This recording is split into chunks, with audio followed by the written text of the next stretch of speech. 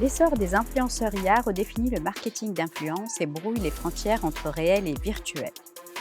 Ces avatars numériques, ultra personnalisables et toujours disponibles, séduisent les marques par leur contrôle total et leur capacité à engager des communautés de manière innovante. Mais cette révolution soulève aussi des questions sur l'authenticité et l'impact émotionnel du contenu digitalisé. L'influenceur IA est-il un simple outil marketing ou le visage d'un nouveau rapport entre les marques et les consommateurs? Alors, pour parler des influenceurs IA, j'ai le plaisir aujourd'hui de recevoir trois enseignants-chercheurs et spécialistes dans le marketing digital, notamment Wan Kim, bonjour, Bonjour. Anthony Schenk Bonjour. et Mehdi Labed. Bonjour tout le monde. Alors, pour commencer, je vous propose de regarder cette petite infographie. Le marché des influenceurs virtuels est en train d'exploser. Il est estimé à 6 milliards de dollars en 2025 et il pourrait atteindre 179 milliards d'ici 2034. Ceci nous montre bien qu'il y a une croissance qui va être exponentielle de 40%. Ce sont des chiffres qui sont impressionnants. Il y a vraiment un marché potentiel énorme, mais on ne peut pas se contenter des données, il faudrait vraiment affiner. C'est ce que tu as fait un petit peu, Anthony, avec tes étudiants de première année dans le cours de communication digitale. Je crois que c'est des étudiants qui ont entre 18 et 19 ans. Pourrais-tu nous en dire plus? Oui, tout à fait. Donc, j'ai eu l'opportunité d'interroger une soixantaine d'étudiants. Je crois que précisément c'est 66 étudiants. L'objectif était de comprendre s'ils suivaient les influenceurs normaux, traditionnels, s'ils suivaient les influenceurs IA et pour quelles raisons et quelle était l'image qu'ils avaient de ces influenceurs IA. Donc, on pourra les voir sur les vidéos. On a quelques verbatim très intéressants.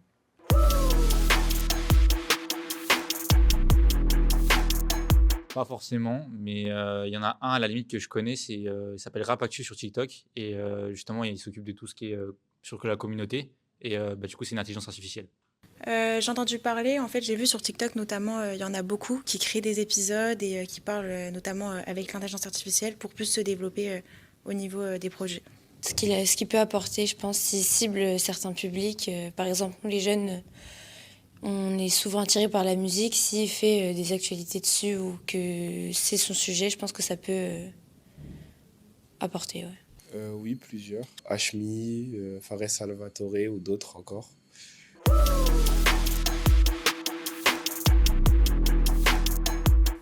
Je sais pas encore, je peux pas dire. Ils peuvent être crédibles, tout dépend du discours et générés par quelle entreprise. Pourquoi pas? Si ça peut m'apporter des connaissances, oui. Non, je pense pas parce que étant souvent sur les réseaux, on a pu voir beaucoup d'arnaques, même chez certains influenceurs qui prétendaient dire que la vérité. Non, pas tellement, puisque ça reste de l'intelligence artificielle et ça vient pas d'un humain directement, donc c'est moins crédible à mes yeux. Ça dépend de quel produit c'est, mais aujourd'hui, je pense pas, puisque on n'a pas vraiment la connaissance d'où vient le produit, de comment il sera quand je vais le recevoir. On remarque que globalement, ces étudiants ont très peu confiance en ces influenceurs IA. En revanche, on voit que même si ce niveau est très bas, donc ils n'ont pas confiance, ils n'ont pas une très bonne image, la plupart seront prêts à les suivre plus tard. Actuellement, alors que 92% de nos étudiants suivent un influenceur traditionnel, humain, il n'y en a que 13% qui suivent un influenceur IA. Mais ils sont tous amenés plus tard à avoir une intention de les suivre. Ou est-ce qu'il n'y a pas un effet de FOMO, hein, le fear of missing out? Est-ce qu'ils n'ont pas envie de les suivre par peur de louper quelque chose, alors qu'on voit bien hein, qu'ils n'ont pas du tout confiance en ces futurs influenceurs non humains? C'est intéressant tout ce que tu dis, donc ça nous montre encore que les étudiants, même si on pense que c'est le cœur de cible à la base de ces futurs influenceurs IA, n'ont pas encore confiance en ces influenceurs nouvelle génération, je dirais, mais beaucoup plus confiance en des influenceurs humains. Je pense, ouais, parce que quand on regarde les verbatims de ces vidéos, on voit bien que, il y a quelque chose, on ne sait pas si c'est une question de définition. Quand les étudiants répondent aux questions, bah, que pensez-vous des influenceurs IA? Eux-mêmes ne savent pas trop ce que c'est qu'un influenceur IA, donc ils hésitent un peu, ils ne savent pas trop est-ce que c'est qu'un avatar, est-ce que c'est aussi des fois un être humain? Ils ne savent pas trop le définir et donc même eux, peut-être il y a ce flou. Ils nous disent on ne sait pas trop comment ça a été programmé, on ne sait pas trop qui est derrière ces IA. Donc ça peut, je pense, énormément impacter l'effet qu'ont les influenceurs IA sur la population, sur nos étudiants, sur les consommateurs. Je pense qu'il y a aussi qui les gère, quoi. C'est vraiment intéressant. Et ici, une question qui s'impose à nous et auquel on devrait essayer de répondre, c'est de se demander, mais qu'est-ce qui distingue réellement un influenceur IA d'un influenceur humain? Et je voudrais aussi peut-être remettre le cadre et essayer de définir. Est-ce qu'on pourrait définir ensemble qu'est-ce qu'un influenceur et qu'est-ce qu'un influenceur IA? C'est justement ça, je pense que c'est très problématique parce que ces élèves, ils sont pas même conscients qu'ils sont déjà en train de suivre l'influenceur IA. C'est-à-dire que si on écoute les nouvelles, les news, c'est déjà 75% sont menés par des contenus créés par l'IA. Et donc en 2019, Bloomberg, il y a même 6 ans, Bloomberg a avoué que un tiers de leurs articles étaient écrits par l'IA. Et aujourd'hui, on voit, c'est juste le visage, c'est humain, mais tout le contenu est peut-être écrit par l'IA, surtout si c'est côté informationnel. Mais si c'est le côté, peut-être, l'expérience humaine, oui, on peut trouver une problématique parce que c'est la peur d'être manipulé et trompé. Mais ce côté d'expérience humaine, je pense qu'on veut tirer d'un influenceur et je pense que c'est un problème de divulgation. Mais aujourd'hui, le côté informationnel, je pense que c'est déjà, le contenu, c'est déjà influencé par l'IA. Et donc, il faut être conscient que les biais, c'est déjà inscrit dans l'algorithme. Et donc, c'est ça la tragédie aujourd'hui. Si on n'est même pas conscient que là, c'est déjà l'IA, c'est déjà programmé. Et donc, si on n'est pas conscient, on est déjà, ça c'est la condition d'être manipulé. Et donc, pour moi, ce qui est important, c'est ces élèves, oui, on est tous peur d'être trompés, mais en même temps, je pense que c'est un problème de réputation aussi. Il y a un côté de IA qui c'est très jeune. Et donc, comme tous les jeunes, ils n'ont pas encore le temps à créer leur propre réputation. Et donc, si la réalité maintenant, devient difficile à distinguer. Difficile à distinguer entre la réalité et l'IA, c'est ça le grand problématique aujourd'hui. Et c'est donc, ça rend la nécessité de dire la divulgation propre. Nous, on ne veut pas être trichés par les humains, mais en même temps, je suis des influenceurs qui sont des avatars de lui-même, qui a le voix. Et moi, ça ne me dérange pas du tout de regarder quelque chose que je sais que c'est IA, mais lui-même, il avoue que c'est IA. Et pour moi, ça, c'est tout à fait normal. Pour autant, il faudrait qu'il avoue. Justement, là, c'est une question sur laquelle on reviendra. Que je me tourne vers toi, Mehdi, et je voudrais savoir, est-ce que tu pourrais définir pour nous aujourd'hui, pour nos étudiants et nos spectateurs, qu'on entend par influenceur, justement, IA? Une définition très simple des IA influenceurs. Pour moi, un IA influenceur, c'est quelque chose qui veut devenir quelqu'un. Et en marketing, donc Anthony a parlé d'une notion de curiosité, de comportement exploratoire qui fait partie du cœur même de la création de ces IA influenceurs. Et ça passe inéluctablement par un phénomène qui a été étudié en robotique dans les années 70, après en psychologie et plus récemment en marketing, c'est l'anthropomorphisme. L'anthropomorphisme, c'est on prête des émotions, une personnalité, une intention à ces IA influenceurs afin qu'ils ressemblent à un humain. Mais derrière, il y a des pièges. Et l'objectif aussi des IA influenceurs aujourd'hui, ces IA influenceurs se basent sur la notion d'expérience. Donc, ils vont essayer de créer une expérience et on le voit à travers des exemples. Par exemple, d'un point de vue esthétique, les IA influenceurs, donc en grande majorité, c'est des femmes, des belles femmes qui présentent bien les choses, à la plastique parfaite. Elles sont là aussi pour avoir un impact cognitif, c'est-à-dire elles nous apprennent quelque chose. Elles tentent de nous apprendre quelque chose. Elles sont là pour une part, on va dire, un peu plus pragmatique, comportement exploratoire, donc pour susciter de la curiosité.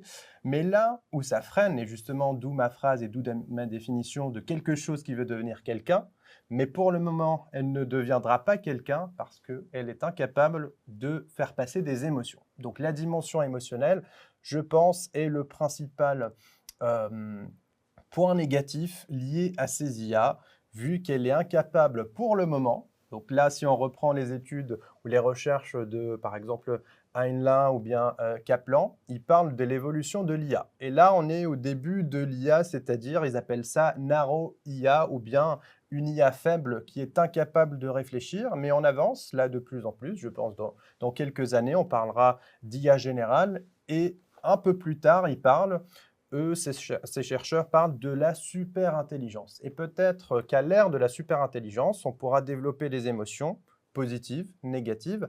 Et là, cette IA pourra devenir quelqu'un. Mais pour faire contrepoint, il y a des influenceuses déjà depuis 2020-2019.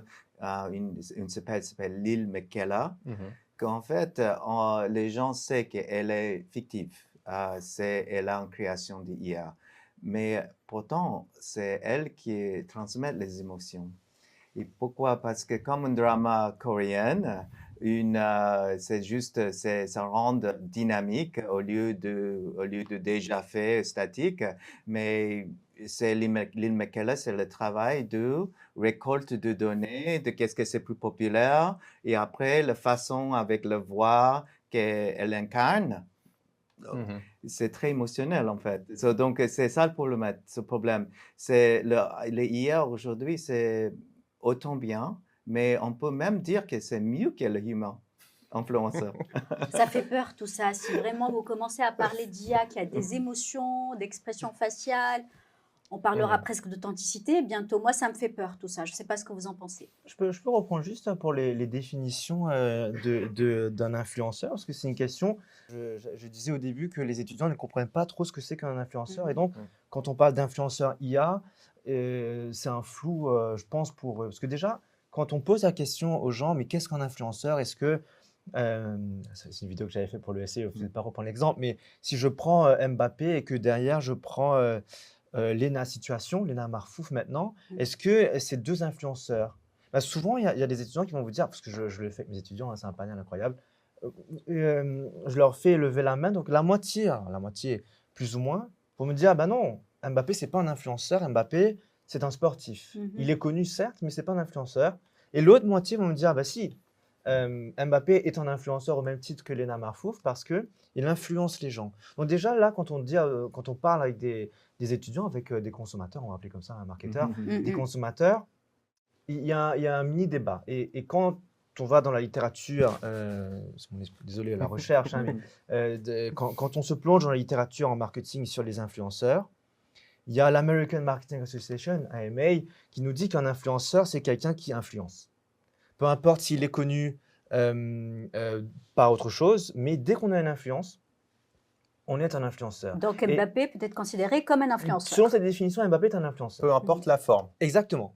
Dès qu'on a une influence, alors il sépare des types d'influenceurs, par exemple. Justement, ils on va en disent, parler. je ne vais peut-être pas parler de ça maintenant. Alors, d'autres recherches considèrent un influenceur comme étant avatar, groupe de personnes ou une personne qui crée un réseau d'abonnés généralement et qui exerce une influence sur eux, mais ils distinguent entre les célébrités et par abus de langage, les étudiants disent que c'est des créateurs de contenu, ce qu'on appelle par influenceur vraiment, ceux qui vont vraiment créer du contenu et qui vont influencer des gens, mais en disant, attention, les célébrités, Mbappé, ne sont pas des influenceurs à ce titre-là.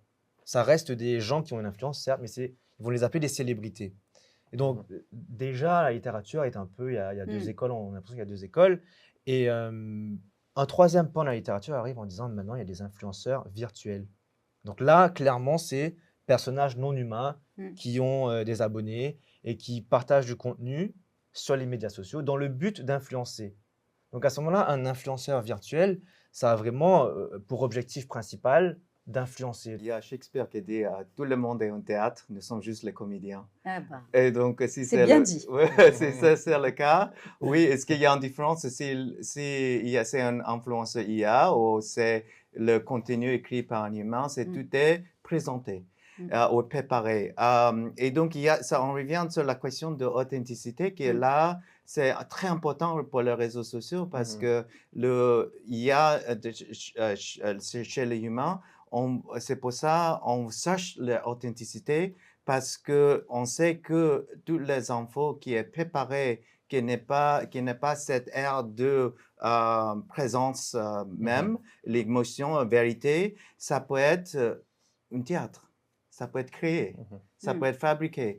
Et donc, c'est ça que c'est intéressant parce que je pense que les social media, en contrepartie, ils cherchent cette authenticité qui n'est pas trop produite, mais qui est vraiment spontanée, vraiment naturelle. Mais pourtant, l'IA peut copier ça. Et donc, c'est ça le peur aujourd'hui. Qu'est-ce qu'on peut croire que c'est authentique? Ben justement, c'est la question que j'allais poser. Hein. Là, on doit vraiment se poser la question d'après vous, est-ce qu'on doit faire confiance à ces IA influenceurs, oui ou non? Qu'est-ce que vous en pensez? J'aimerais intervenir et rebondir sur ce que vient de dire Won, sur la question d'authenticité. Comment pouvez-vous juger de l'authenticité de quelque chose alors que là, si vous rentrez sur TikTok, sur YouTube, il y a un phénomène, il y a une voix qu'on appelle la voix fripon, voix de synthèse fripon. Toutes Qu'on les entend IA tout le temps, hein. qu'on entend tout le temps. Et à force d'entendre ça, moi, je change directement de vidéo. Et c'est surtout pour la traduction, maintenant pour faire de la pub sur YouTube. Donc, l'authenticité, peut-être qu'on converge vers une nouvelle forme d'authenticité. Une authenticité qui n'est pas… Caméléon? Voilà, caméléon, une forme voilà, propre. Voilà. Et donc, c'est là où je rappelle encore une fois les limites de ces IA qui doivent, à mon avis, évoluer vers des formes un peu plus humaines, peut-être. Et moi, je vois plutôt une convergence entre les IA et la réalité. Et donc, ce qui va être plus important, c'est leur réputation. On peut faire confiance et là, ça donne par preuve que ça donne un bon résultat. Nous, on peut faire confier et donc, c'est ça qu'on va suivre. Mais pourtant, c'est super important de savoir qu'est-ce que c'est IA et une vraie opinion humaine. Et c'est ça, pour arriver à ce point-là, je pense que c'est super important, la notion de vérification. De qui est derrière l'IA, au fait? Oui, un certain système d'identification que ça, c'est un vrai humain. Et donc, on n'est pas encore là, mais on va bientôt arriver à ce point où la vérification d'un vrai humain va être nécessaire. Et au fait, ici, ça me rappelle un petit peu ce qui se passait quand les influenceuses ont démarré et qu'elles ne disaient pas si c'était sponsorisé ou non. Donc, elles testaient un produit, on ne savait pas si c'était vraiment spontané ou sponsorisé.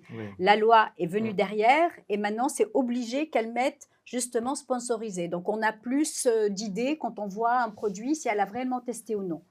Et aujourd'hui, je pense qu'il faut aller vers une IA qui soit déclarée pour monsieur et madame tout le monde, pour nos étudiants qui seront de futurs cadres bientôt.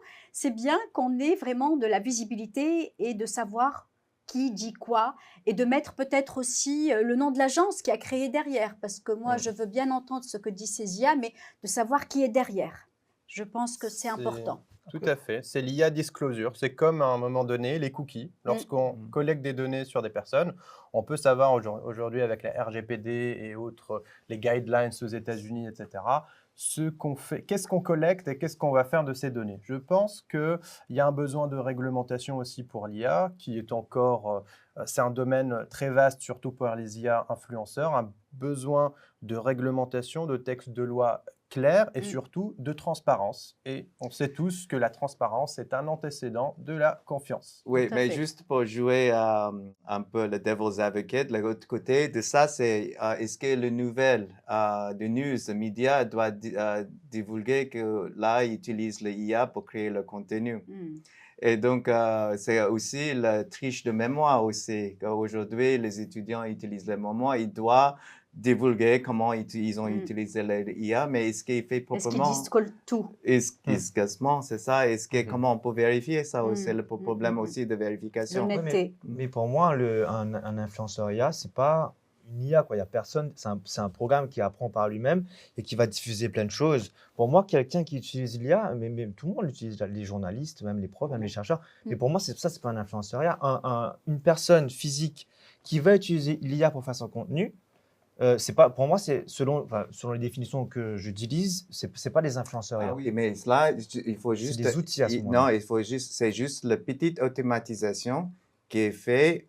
C'est par exemple sur Twitter, je crée Ouais. un bot Mm. de Mais ça, faire c'est des l'IA. messages. Ah oui, Ouais. ça, c'est Oui, l'IA. on peut dire ça c'est IA, non? Mais Oui. qu'est-ce que c'est la différence entre un bot et un humain qui récolte les informations et juste agréer Bah, les choses? Pour moi, alors, pour moi, la différence, c'est Ouais. que quand on crée un bot sur Twitter, Ouais, le bot ne dort pas et donc il peut tweeter, faire 1000 tweets par jour. ouais.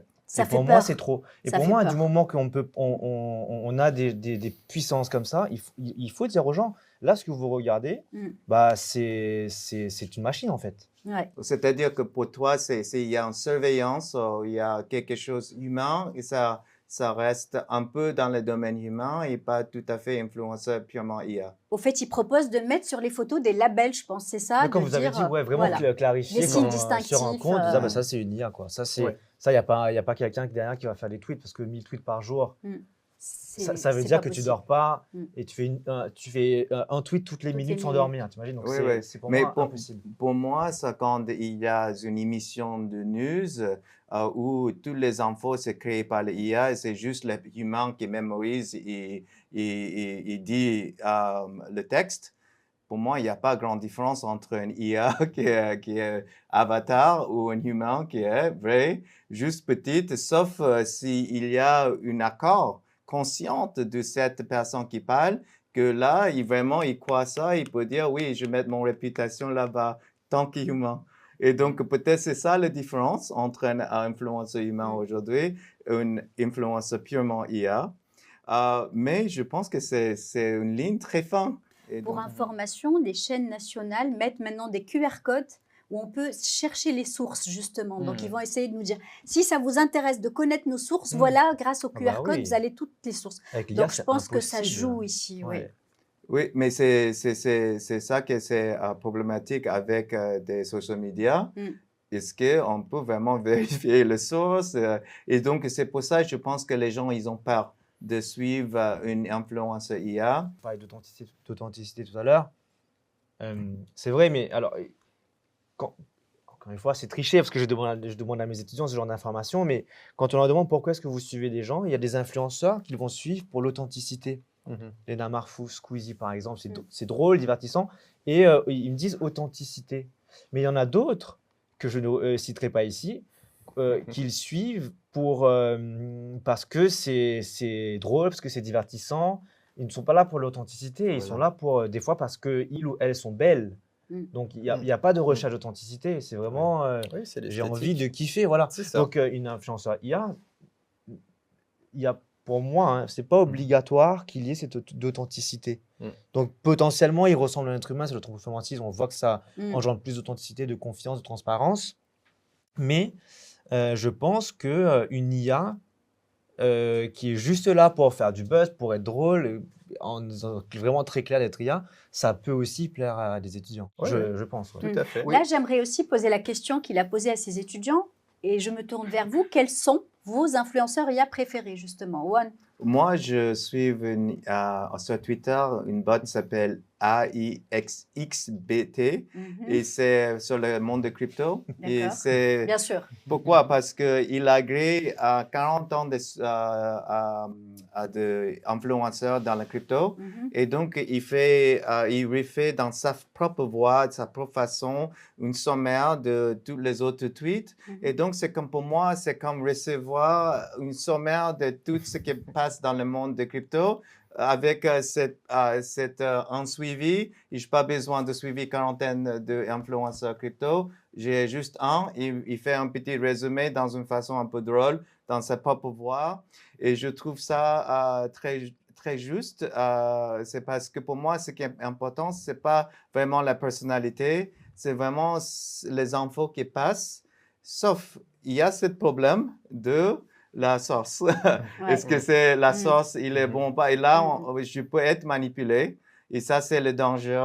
Et juste, c'est parce que j'ai suivi, j'ai fait mon propre corrélation entre ce que le bot, ils ont dit et ce qui était vrai, que là, j'ai une sorte de confiance à ça. Est-ce que c'est clairement dit que c'est un bot? Oui, c'est clairement dit. Ça, c'est très bien parce que après tu décides de le croire ou pas. C'est ça. C'est clair que c'est un bot et comme tu dis, toi, tu peux te dire, ben, je ne connais pas la source, je peux me faire manipuler, mais au moins tu le sais. Tu as les sources. Oui. Parce que tu sais que c'est une IA justement derrière. Ouais. Si c'était quelqu'un qui avait dit, j'en sais rien, qui disait, ah, suivez-moi, la crypto, je vous donne toutes les informations, je m'y connais, on aurait moins cette prise de recul Voilà. pour dire, bah ouais, mais ce qu'il me dit, c'est peut-être faux, toi. D'accord. Oui, c'est pas juste la question de info, pas info. Moi, je vois qu'il y a un problème de divulgation dans le sens de... C'est pas une question d'IA pour moi, c'est une question éthique. C'est par exemple, récemment, il y avait cette groupe de musique qui s'appelle Velvet Sundown, qui n'est pas divulgué, c'était une bande, un groupe d'IA qui a fait la musique. Et donc, c'est fait un scandale. Ils n'ont pas dit. Ils n'ont pas dit. Et donc, ça fait un grand scandale. Mais je me souviens, dans mon époque, dans les années 90, avant tout l'IA, il y avait un groupe qui s'appelle Milli Vanilli, qui ils ont chanté, mais ils n'ont pas utilisé la vraie voix. Ils ont comme chanté... En playback, en fait. Oui, avec juste le lip sync, tu sais.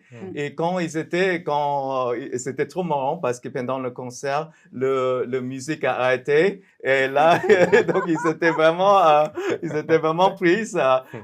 Et pour moi, c'est un peu le même... En fait, la question d'honnêteté reste. C'est ça, la question d'honnêteté. Donc, c'est la question de divulgation, je pense que c'est super important. Même, c'est pas une question de IA ou pas IA. C'est l'honnêteté, c'est d'être honnête. C'est une question de... mais il reste un problème si la réalité devient plus proche, l'IA devient plus proche de la réalité. Qu'est-ce que c'est l'humain?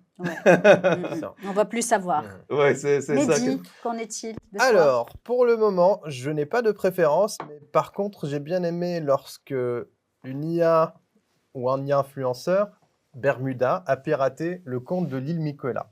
Ça m'a plu, j'ai vu les interactions. Et justement, en parlant de crédibilité, on voit une chute spectaculaire au niveau de la crédibilité des deux, parce qu'en fin de compte, c'était un arrangement entre les deux créateurs qui étaient derrière ces IA. Donc, ils se pirataient les uns les autres. C'était comme une télé-réalité de l'IA. Donc, voilà, ils créent des interactions, mais il y a eu moins d'abonnés. Il y a eu, on peut le voir, on le verra plus tard au niveau du visuel. Donc, les deux, il y a eu comme un fight entre les deux avec des Bermuda qui faisaient des posts sur le compte de l'île Miquela, voilà, en la traitant de tous les noms, de tous les mots.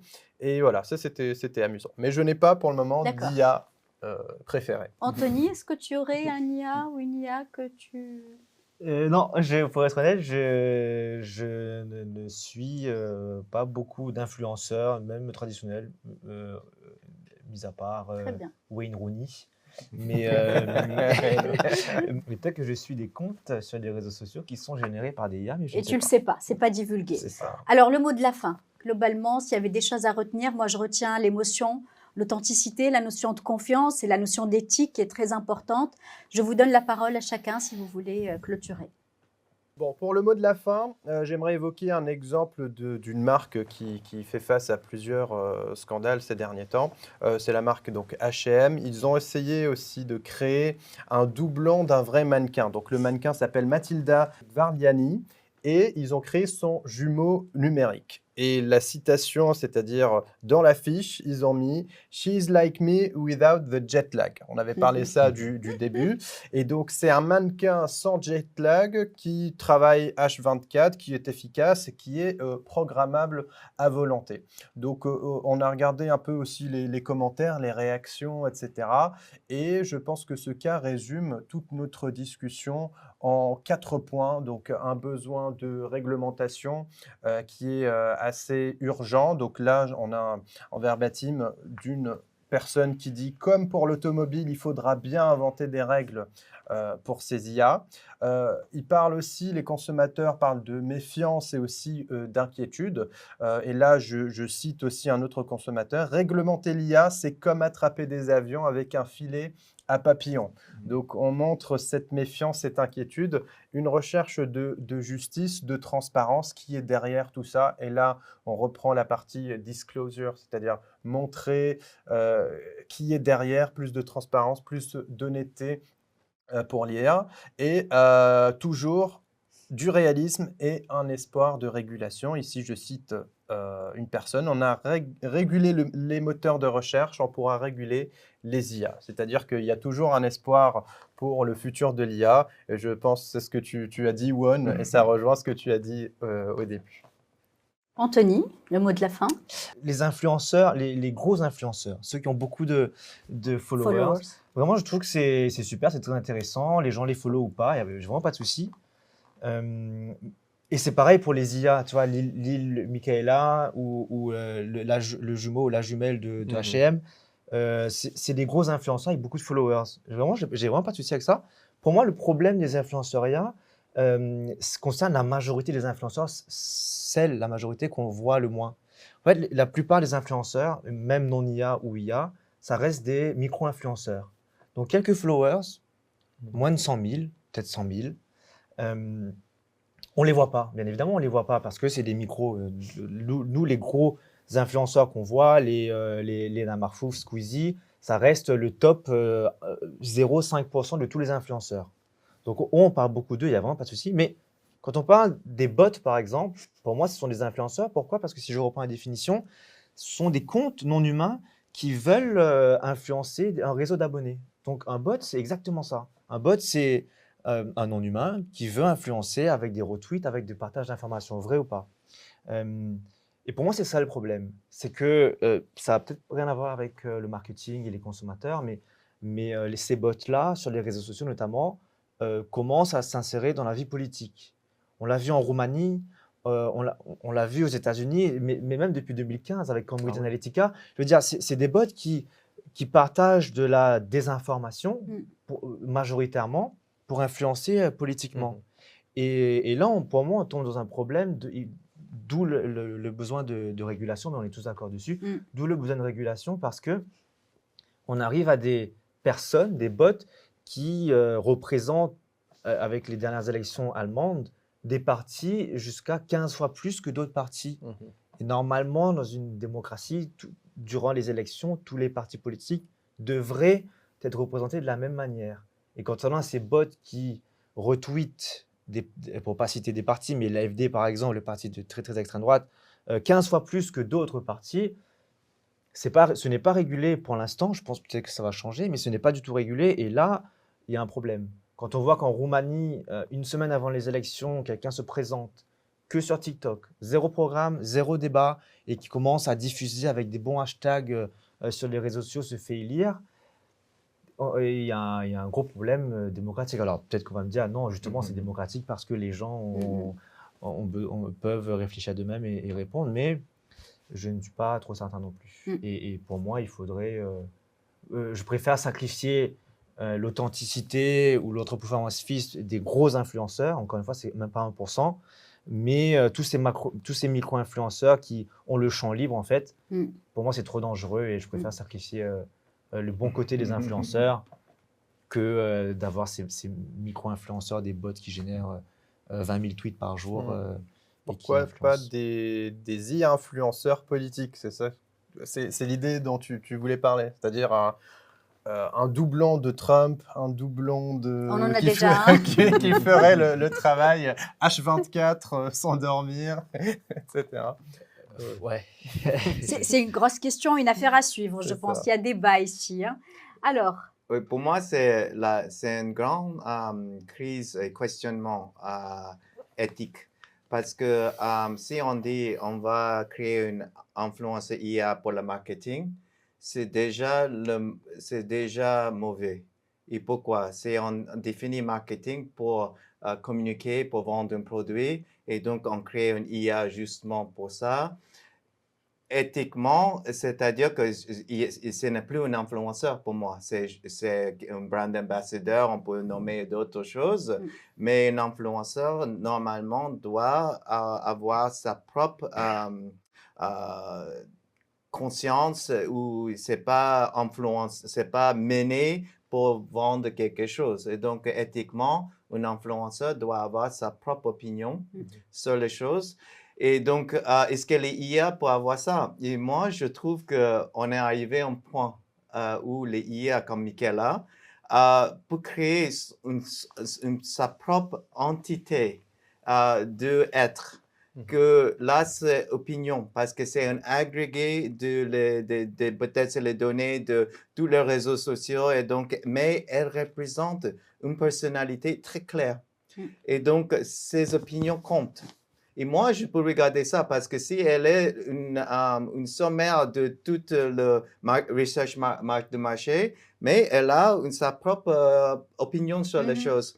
Et donc, elle est une influenceuse.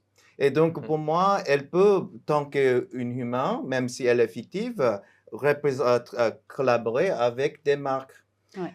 Pourtant, si on est une marque qui veut créer avec les IA une porte-parole, c'est comme un vendeur. Et donc, pour moi, ça, c'est déjà une mauvaise interprétation d'un influenceur parce qu'il n'y a pas d'influence pour moi. C'est une influence, par définition, doit avoir sa propre opinion, et c'est pour ça on regarde YouTube. C'est donc, c'est pour dire que nous, on arrive à un point où la fiction devient réelle avec les IA, et nous, on doit questionner un peu plus profondément la notion de qu'est-ce que c'est un humain, et parce que l'expérience humaine est aussi importante.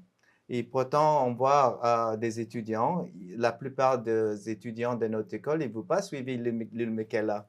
Mais quand même si c'est minoritaire, peut-être ça va plus en plus augmenter avec la croissance de la réputation. Comme moi, je fais la corrélation entre la réalité et ses opinions, et je vois que c'est vrai pour moi. Et ce type d'expérimentation, je vois que va augmenter avec les influenceurs IA. Et c'est pour ça qu'il y a cette croissance de ce monde. Mais aussi, il y a le piège pour les marketeurs pour dire, oui, c'est quelque chose que nous, on peut utiliser ça comme vendre notre produit dans une façon un peu naïve, tu sais. Donc, oui. Merci, Yoann. Merci, Yoann. Alors, là me vient l'idée, justement, pour nos étudiants, donc vous voyez l'intérêt de ces sujets, et surtout pour nos étudiants de master, donc pour le mémoire le mémoire de recherche, etc. Donc c'est des sujets d'actualité, c'est ce qu'on sait faire à l'ESCE. Nous, comme je le disais, le premier pilier, c'est l'international, donc on pousse nos étudiants à aller découvrir le monde, on a plusieurs partenaires, et le deuxième pilier, je dirais, c'est le digital, c'est le marketing digital. Et comme on le voit dans tes cours, Yoann, le Web 3, ou bien dans les cours d'Anthony sur l'IA, etc. Donc, c'est des sujets d'actualité. Et là, le questionnement actuel, donc comment nos étudiants pourraient étudier ce phénomène-là, donc les IA influenceurs, qui est un sujet très, très intéressant. Donc, soit on peut se positionner au début, donc les antécédents, pourquoi les gens adhèrent à ces IA influenceurs, quels sont les facteurs qui motivent une adoption, etc. Ou bien étudier aussi l'effet sur l'expérience client, en quoi l'adoption ou bien l'utilisation de ces IA influenceurs va modifier la relation entre l'entreprise et le consommateur. Donc ça, c'est des sujets d'actualité, et j'invite nos étudiants qui aimeraient travailler sur ces sujets à nous contacter, à contacter aussi les autres professeurs, et ce sera toujours un plaisir de les aider sur ce type de sujet. Merci pour ce mot de la fin, franchement. Je vous remercie tous les trois pour cet échange. Alors, comme les chaînes d'information qui se respectent, vous allez retrouver toutes les sources, justement. C'est tant des recherches scientifiques que des sources de vulgarisation que vous allez retrouver à la fin sur le générique. Voilà. Je vous remercie. Je vous donne rendez-vous pour une prochaine émission sur un sujet qui sera tout aussi passionnant que celui de cette-ci. Merci. Merci à Merci toi. Merci à Norchen, vous. merci Yoann, merci Anthony.